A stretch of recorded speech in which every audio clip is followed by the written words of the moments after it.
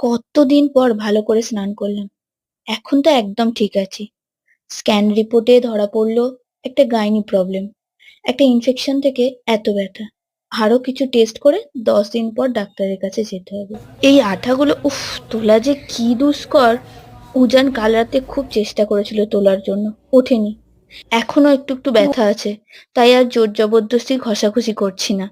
আর ব্যথা আছে বলেই ভাবলাম একটু ক্রিম লাগিয়ে নিয়ে জিনিসগুলো পরি। যখন হসপিটালে ভর্তি হই তখন তো এগুলো খুলে দিয়েছিল।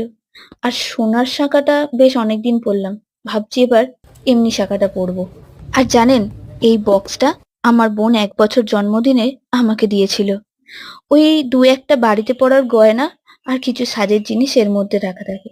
তবে গয়নার থেকে বেশি যত্ন করে এই বাক্সটাকে আমি রাখি, কারণ এটা আমার খুব প্রিয়। আর এই হীরের ছোট্ট নাকেরটা মায়ের কাছে একবার বায়না করতেই কিনে দিয়েছিল 2 বোনকে।